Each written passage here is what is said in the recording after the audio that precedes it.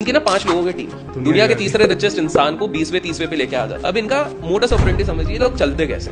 तो ये इनका मेन काम रिपोर्ट निकालना नहीं है, रिपोर्ट निकालना रिपोर्टर्स का काम होता है, पैसा एट द एंड कमाना है। देखो सिंपल सी बात है, चाहे कुछ भी हो जाए दुनिया में सबको पैसे कमाना है। तो इनका सिंपल सा क्या रहता है, कुछ हेज फंड्स होते हैं, मतलब जिनके पास अंधा पैसा होता है। अंधा पैसा मतलब ये लोग 1 लाख करोड़ 2 लाख करोड़ इस तरह के लोगों की बात कर रहे हैं।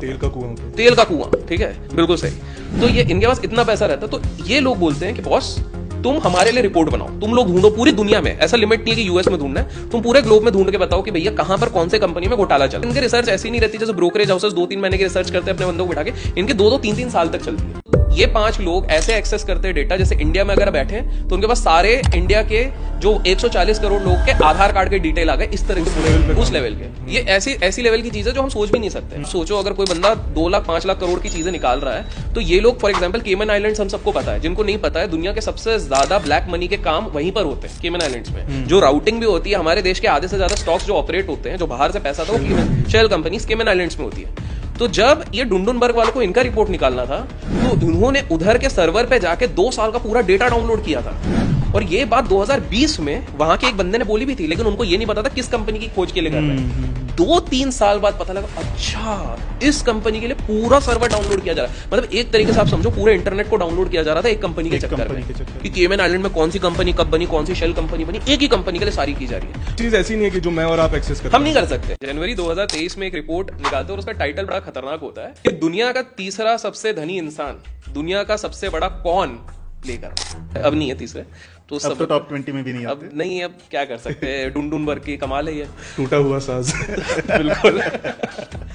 तो ये जो रिपोर्ट निकाली थी डुंडनबर्ग ने, इसमें 2 बंदे थे। उनमें से एक बंदा था हैरी मार्कोपोलिस नाम का एक बंदा था। अब आप लोग सोच रहे होंगे इस बंदे में ऐसा खास क्या है, इसको इतना ज्यादा वेट दिया जा रहा था। बिकॉज शेयर मार्केट के इतिहास के सबसे बड़ा स्कैम जो आज तक हुआ है, जिसमें लोगों ने 6 लाख करोड़ गवाए थे, इस अकेले बंदे ने सबसे पहले एक्सपोज किया था।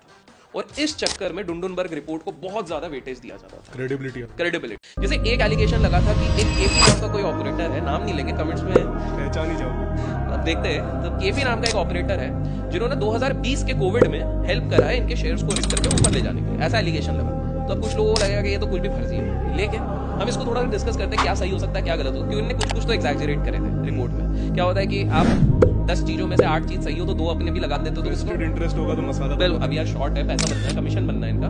तो क्या ये चीज सच हो सकती है? हो सकता है सच है। क्यों? क्योंकि 1999 में हमारा रेगुलेटर ने इसी कंपनी को, जो जिसपे डुंडनबर्ग ने रिपोर्ट निकाला था, उसमें एलिगेशन लगाया था कि केपी नाम के ऑपरेटर ने तुम्हारे स्टॉक्स को ऑपरेट किया हुआ, उसको पेनल्टी भी लगी। काफी ज्यादा पावर थी। पावर, बिल्कुल काफी ज्यादा पावरफुल काम था। तो यार जरूरी नहीं है कि भाई 1999 में अगर हैंड एंड ग्लव रिलेशन था तो हो सकता है 15-20 साल बाद किया, हमको नहीं पता, बट हो सकता है रिश्ता अभी तक चला आ रहा है। रिश्ता, और ये रिश्ता क्या कहलाता है हमको नहीं पता। तो हमारे देश में एक रूल रहता है कि जब भी आपकी कंपनी आईपीओ निकाल के मार्केट में, प्राइमरी मार्केट में आ जाती है, तो प्रमोटर 75% से ज्यादा अपने पास नहीं रख सकता, कंट्रोल नहीं कर सकता, निकालना है। इनके केस में 75% तो प्रमोटर के पास है, और बाकी 25% भी जो है वो केमन आइलैंड्स और मॉरिशस, पता नहीं उधर क्या रहता है। तो भाई भतीजा मेन भाई है। बीचेस सुंदर है, बिल्कुल सुंदर, हाँ सुंदर बीचेस है, सुंदर काफी चीजें हैं।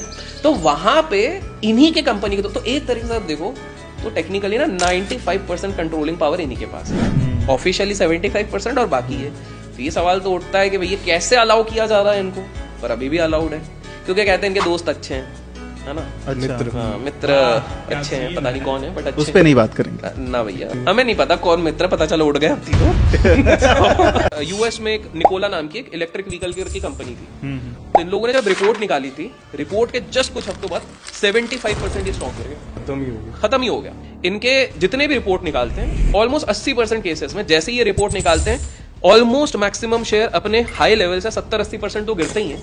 साथ में उन पे कोई ना कोई जो एजेंसीज होती हैं वो इन्वेस्टिगेशन चला देती हैं, और जिसमें ये कल्प्रिट निकलते ही निकलते हैं, मतलब फ्रॉड निकलता है, कुछ ना कुछ तो उसमें घोटाला निकलता है। निकोला में भी निकला था, इसके अलावा इनकी बहुत बड़ी एक लिस्ट है जिसमें सब में निकलता है। ये क्या करते हैं, 2 करोड़ रुपए देके टीवी पे जो बहुत बड़े एनालिस्ट रहते हैं 2-4, और ऐसा हुआ है, वो 2-4 एनालिस्ट को बोलेंगे 50 लाख, आपको सिर्फ कुछ भी एनालिसिस बना के बोलना है कि ये वाला शेयर खरीद, एक रिपोर्ट बना, और वो जबरदस्ती का जस्टिफाई करेंगे। तो बन ही जाएगा, लॉजिक तो बाद में बन जाएगा। हे गाइस ये फंडामेंटली ऐसा स्टॉक है, ये वो, अब मुझे लगता है अच्छा, वो सेफ साइड हो गए, स्टॉप लॉस ऐसे जबरदस्ती का बोल देंगे, और वो चीज है।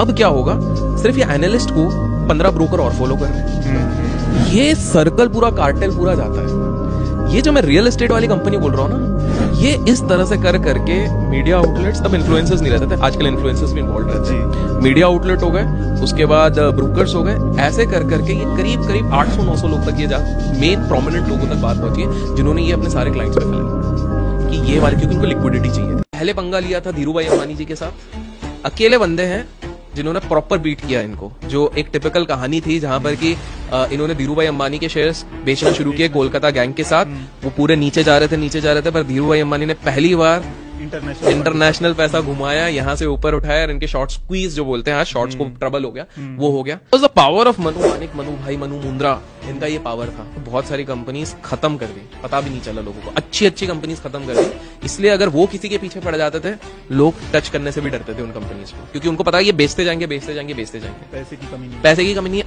उनके पास हर जगह से फंड्स था, खुद फाइनेंसर थे ना, वो अकेले चलते फिरते बैंक थे, ऐसा समझ जाओ, जो दूसरों को लोन पे भी देते थे, उन्हीं की कंपनी फिर बेचते थे, तो लोन का इंटरेस्ट भी खाएंगे, पैसा भी ले जाएंगे, शॉर्ट का पैसा भी ले